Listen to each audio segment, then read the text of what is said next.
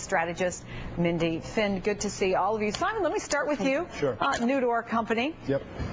What do you think about the president? Is he moving to the center? Is this triangulation? Where do you see President Obama now? What does this tax cut bill really tell us about how he's going to govern going forward? I think this is very consistent with how he's approached his presidency from the very beginning. He's a pragmatist. He wants to get things done. He knows that he's only there for 8 years. America's got enormous challenges, and he's trying to tackle them all at once. I admire his ambition, and I really applaud the way that he's working with who's ever in power to tackle the challenges that are in front of America. I think it was a huge win for him. It was a big win for the country. And House Democrats aren't so mad that there's a big problem there? Yeah, there was obviously dissent in the Democratic Party. This is not news. I mean, it was a rough couple of weeks, but I think the president did the right thing. The public is with him. And most importantly for his reelection, as Ed Rendell said, the most important thing for this president is to get the economy going. He got a stimulus bill, a huge stimulus for the economy. It's what he needed for his own reelection. The Republicans rejected austerity politics. I think this was I think the president got the best out of this deal. Well, let me ask Mindy about that. Yeah. This is being played as a big win for the president. The Republicans, the new leadership who came in, said their job one, their top priority would be to deny him a second term. Is this a game changer in terms of this relationship?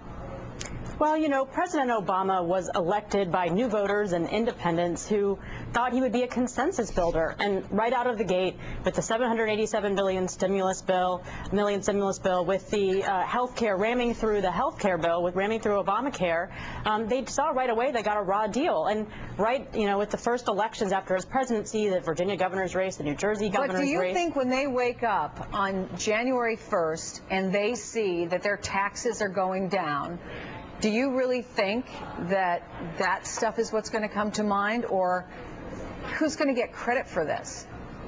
Well, I think it remains to be seen who gets credit, but I find it interesting that after Republican wins in November, all the talk was Republicans are in charge now. You know, it's their responsibility for what happens, and when it becomes their responsibility, it means that they also get credit for big wins. And whether it's true or not, I mean, the president is a Democrat. He's in charge. Democrats are still in charge in Congress in both houses. Republicans don't take charge till January. But clearly, had there not been the results that occurred in the November elections with Republican wins, this tax deal probably would not have happened. And because of that, I think Republicans will at least reap a share of that credit. Steve, let's look forward for a minute, because we just heard from Harry Reid that the Senate is going to work on Saturday morning. He thinks they could be done for the year tomorrow night. Two things that they're obviously looking at: the DREAM Act and START. Don't ask, don't tell, another one.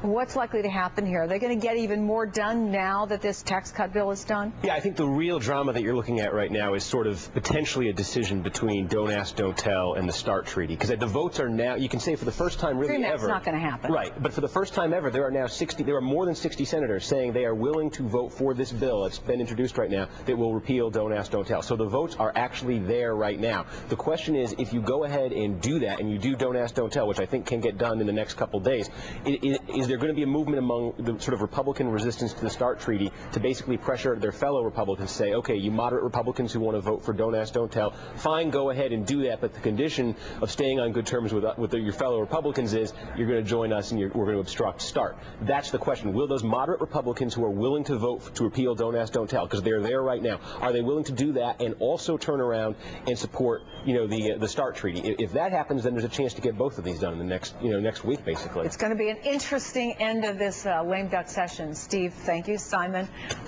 Mindy, thank you as well.